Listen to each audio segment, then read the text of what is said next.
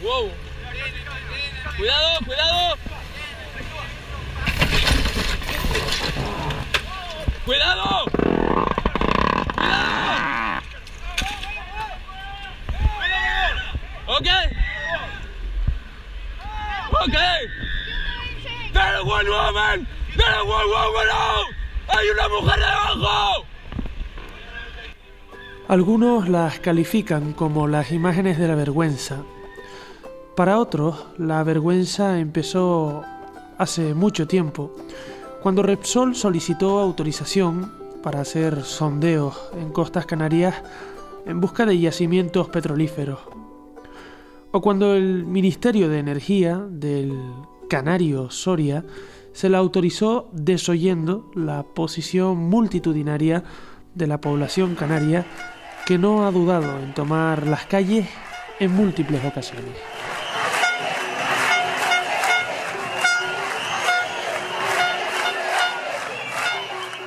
En medio de todo esto, recursos energéticos limpios como el sol, el viento, el mar, que no ponen en peligro nuestro ecosistema ni nuestro tejido económico, pero para algunos resulta más interesante el petróleo o el gas.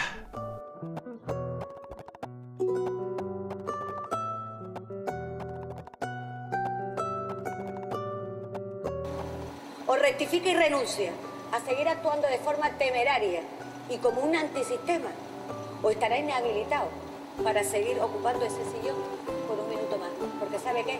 Nos avergüenza. La actuación del gobierno del Partido Popular con Canarias es absolutamente intolerable. Más del 75% de los canarios les están diciendo que no.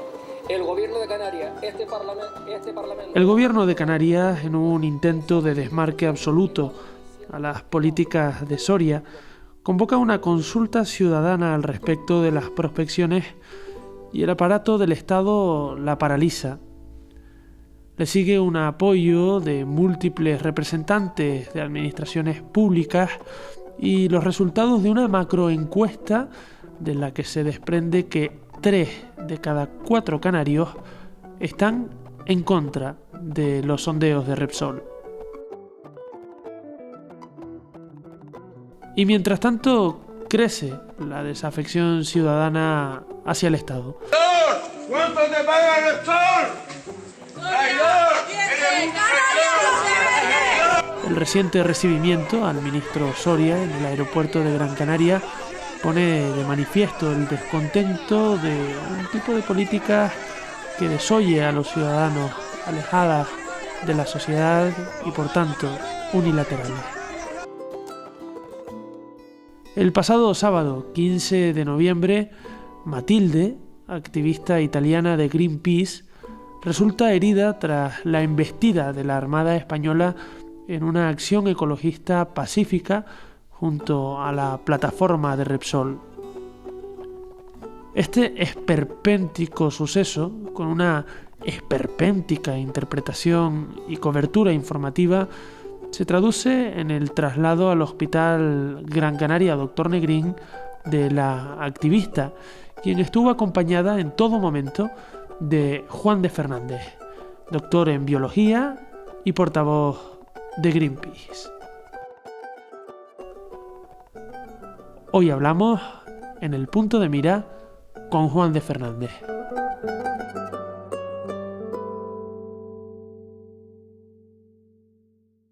De fondo tenemos el mar, un mar en el que el sábado pasado, el sábado día 15, una compañera de ustedes, una compañera de Greenpeace, tuvo un accidente, dependiendo de quién lo cuente.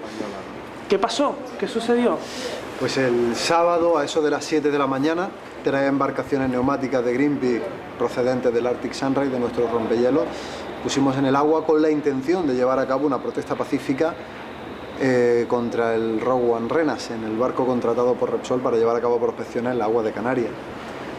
Cuando nos encontrábamos ya próximos, pegando al barco de Repsol, 2 embarcaciones neumáticas de la Armada Española empezaron a embestir y hicieron determinadas pasadas al lado de nuestras embarcaciones, mojando a la prensa que había en el barco, y finalmente llegaron a embestir literalmente, contra una de las embarcaciones donde se encontraba Matilde, una de nuestras activistas italianas, que cayó al agua y resultó gravemente herida en una pierna. Ya tuvo una fractura abierta de tibia, de la cual ese mismo día la acabaron operando aquí en el hospital del Dr. Negrín de Las Palmas, y afortunadamente su recuperación está siendo rápida y hoy han podido darle el alta, no han podido dar el alta y ahora mismo pues está camino de casa. Sin duda, aún así, pues le quedan todavía, han dicho que al menos 3 meses de recuperación hasta que el hueso acabe de soldar, los tendones que le habían afectado acaben recuperándose, pero esperemos que recupere el 100% de la movilidad de la pierna. Esa es la noticia positiva, que al final no ha sido nada para lo que podría haber sido. ¿Qué es lo que iban a hacer concretamente? Porque claro, sobre esto también hay especulaciones, ¿no? Es que claro, son piratas. Sí. ¿Qué iban a hacer? ¿Qué iba a hacer Greenpeace en ese acto? Hay acusaciones, no sé, absolutamente infundadas de que íbamos a hacer un acto de piratería. Un acto de piratería es cuando alguien utiliza la violencia para obtener unos fines lucrativos en una zona marítima. En nuestro caso, ni utilizamos la violencia. En los 40 años que Greenpeace lleva realizando actividades en defensa del medio ambiente, nunca hemos utilizado la violencia y mucho menos por un interés propio. Nuestro interés en ese caso era la defensa del medio ambiente.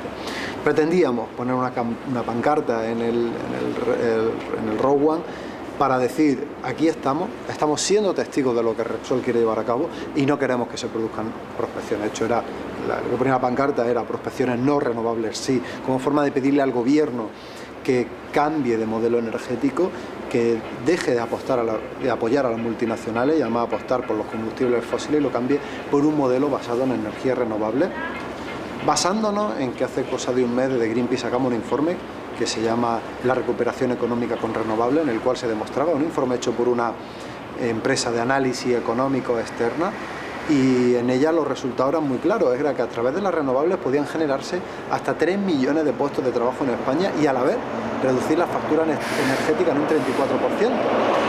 La diferencia es que toda esa riqueza que genera el consumo energético en España, en vez de quedárselo unas pocas empresas, unas pocas multinacionales, con las renovables lo que conseguimos es distribuirlo, que haya una mayor distribución de esa riqueza, y eso hace que socialmente sea muchísimo más justo.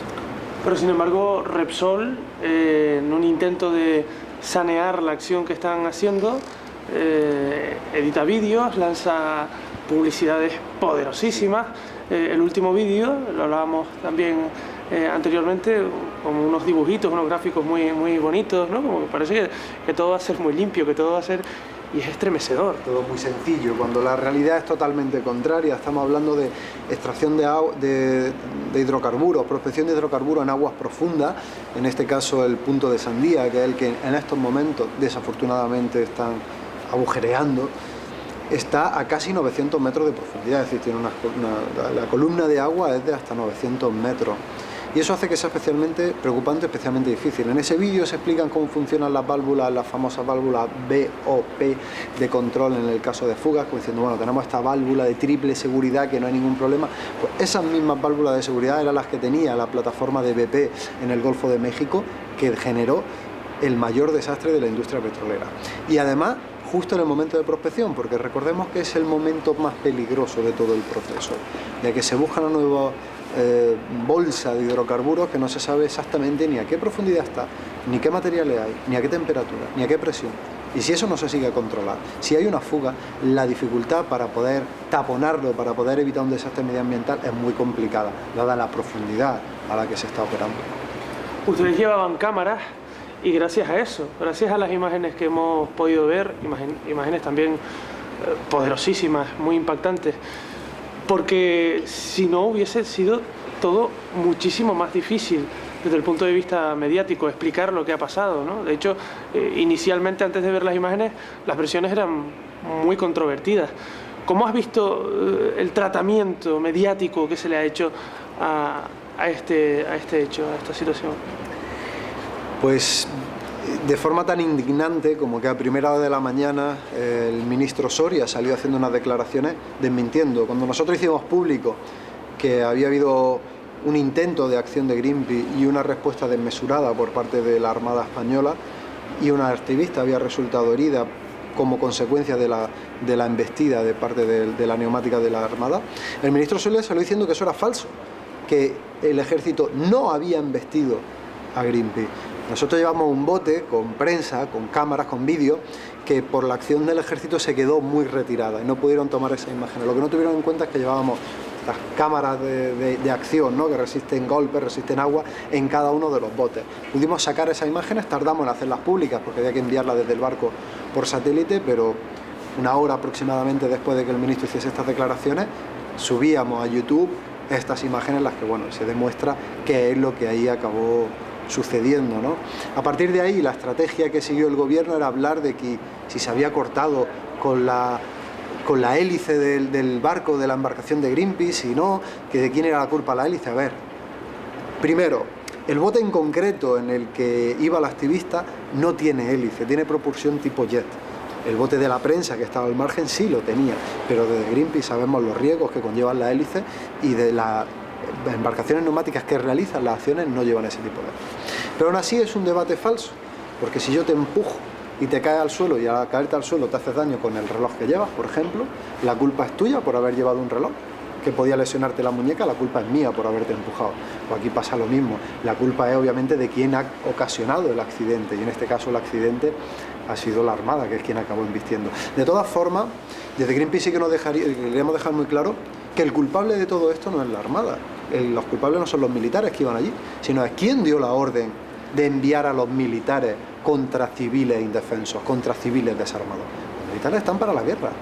Contra civiles desarmados habría que utilizar otro tipo de incidencias. ¿Qué miedo tiene el gobierno? ¿Qué miedo tiene Repsol de que pusiésemos una pancarta en su barco? ¿Qué tienen que esconder? ¿Qué intereses quieren defender poniendo a la Armada a la disponibilidad de una multinacional? Lo que es cierto es que un barco que no se puede mover por lo pronto es el de Greenpeace, el que no puede seguir haciendo las actividades que viene haciendo desde hace 40 años habitualmente. Es un disparate más en esta... Es un disparate más en esta línea, ¿no? Además, vemos que nos hemos tristemente acostumbrado a un gobierno que acaba culpando a los inocentes. Todos conocemos el caso de lo que ocurrió con la enfermera del ébola en Madrid, y al final el gobierno tuvo la desvergüenza de salir diciendo que la culpable había sido ella por no haber cumplido el protocolo. Y aquí vuelve a pasar lo mismo. Es decir, es verdad que a nosotros se nos notificó desde el mismo viernes por la mañana que nos encontrábamos en una zona de exclusión y que el barco tenía que moverse. Pero lo que teníamos muy claro es que la declaración de impacto ambiental que el Ministerio de Medio Ambiente concedió a Repsol incumple normativa ambiental europea, sin ir más lejos la normativa Hábitat, ¿no? Y eso es lo que nos hizo decir, bueno, ya que el Ministerio no está ejerciendo su obligación de defensa del medio ambiente, pues lo vamos a hacer nosotros. Y nos vamos a quedar aquí para evitar que se lleven a cabo esas prospecciones y, por supuesto, para ser testigos de lo que se lleva. Lo que sucede a partir de eso es un absoluto atropello de una organización pacifista, y el resultado más indignante todavía es que hayamos sido nosotros los denunciados, en vez de denunciar a Repsol, que pone sus intereses y la gana de sacar pasta por encima del medio ambiente, pero también por encima del sustento de los canarios, que por una parte es el turismo y por otra parte es el agua, porque hemos de recordar que islas tan carentes de agua como Fuerteventura o Lanzarote dependen del agua que sacan del mar, ¿no? ¿Qué pasaría si hubiese un desastre medioambiental en ese caso? ¿Quién sería el responsable? ¿Quién se haría cargo de eso? Y a todas estas, una ciudadanía que no sabemos cuántos, porque no nos dejan saber cuántos somos, se posiciona en contra de estas prácticas y del entreguismo del poder político al poder económico, ¿no? Sin duda. Una ciudadanía que claramente, para algunos, en esa línea, está en contra. Para nosotros creemos que la ciudadanía de Canarias ha tenido un comportamiento ejemplar. Ha habido manifestaciones histórica en toda Canarias en contra de las prospecciones, y lo seguirá viendo, y creemos que esa lucha de muchas organizaciones sociales, de muchas organizaciones ecologistas e incluso de ciudadanos que probablemente nunca se habían preocupado por el medio ambiente o que nunca habían salido a la calle a hacer unas demandas de conservación del medio ambiente, lo han hecho, han salido a la calle, se han movilizado, han defendido a su isla, y eso a nosotros nos parece ejemplar, y lo que nos parece una vergüenza es que el gobierno central no haya escuchado, no haya hecho caso de esa mayoría. Es verdad que no ha habido posibilidad de hacer un referéndum, pero hablando con el presidente de Canarias nos decía que las encuestas previas que ellos estaban haciendo rondaban como 3/4 partes de la población en contra de la prospección. Bueno, así tenemos que tener claro que una mayoría o sin una mayoría, lo que sí es verdad, que el agua de Canarias tiene una riqueza, una biodiversidad sin igual en el mundo. Hay 5 puntos en el mundo de lo que se denomina técnicamente el upwelling, que es afloramiento de aguas profundas. Las aguas que van por el fondo del océano salen a la profundidad cargadas de materia orgánica, lo cual produce un boom de crecimiento de fitoplancton, de zooplancton. Es un sitio perfecto para los cetáceos y pues, por ello en estas aguas podemos observar 3/4 partes, una de cada 3 especies de cetáceos que existen, una tercera parte de los cetáceos que existen en el mundo. Y eso hay que valorarlo. Eso son las riquezas de un país, esos son los intereses nacionales que el gobierno del PP debería de estar defendiendo. Y a todas estas teniendo Canarias especialmente unas posibilidades extraordinarias, el sol que ahora nos está iluminando, el viento, el propio mar, se puede aprovechar todos estos recursos. Y más teniendo en cuenta que en Canarias la mayor parte de la electricidad proviene de la quema de gasoil, lo cual hace que sea más cara todavía. Aquí una energía utilizando el sol, utilizando el viento, que son los recursos. Es decir, no es que un país tiene que saber aprovechar sus recursos naturales y utilizan como excusa para extraer el petróleo.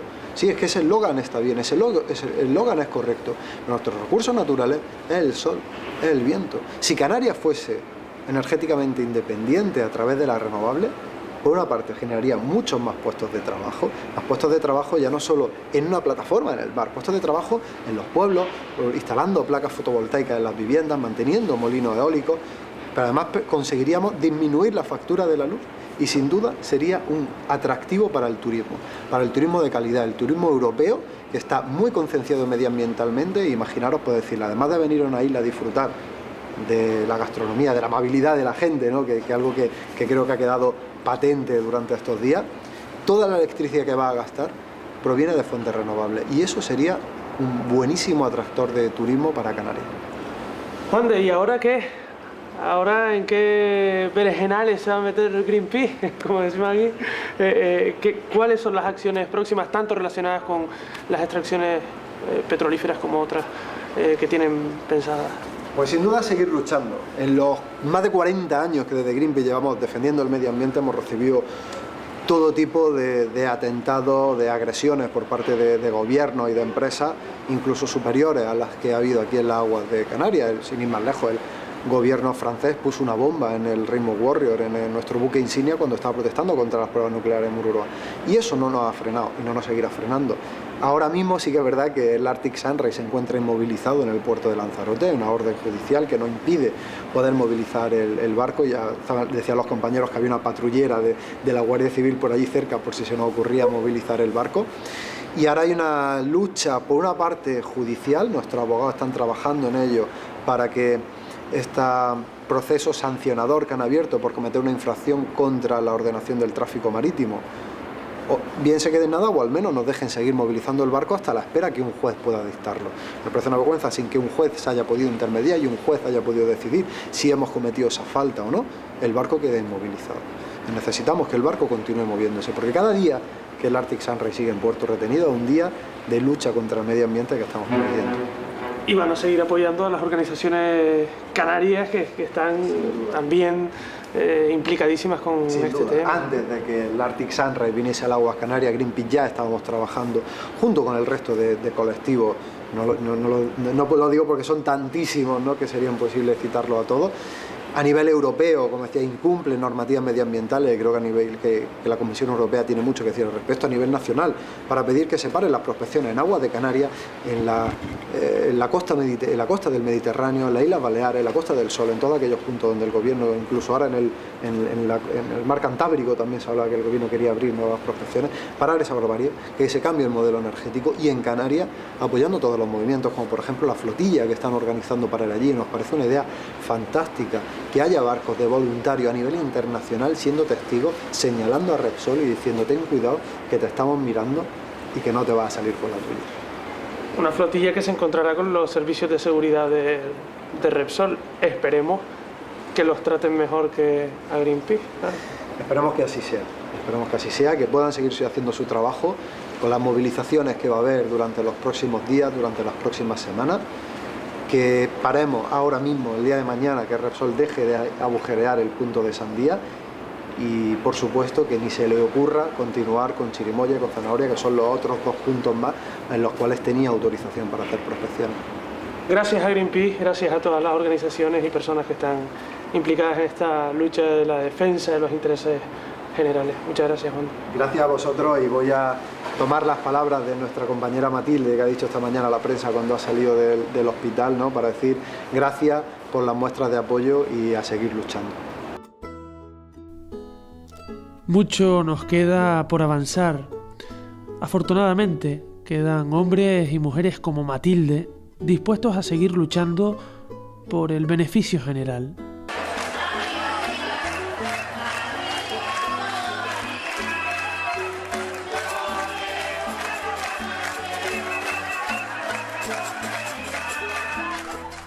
Quedan hombres y mujeres, como las miles de personas que han tomado las calles en varias ocasiones para expresar libre, madura y claramente su opinión.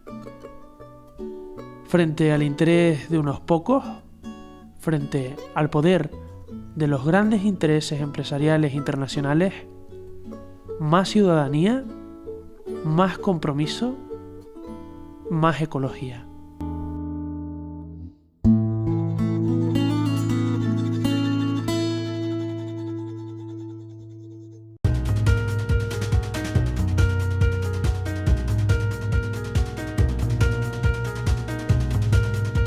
Every day you live a life so full of hope. Shouldn't drag your soul around you like a length of rope.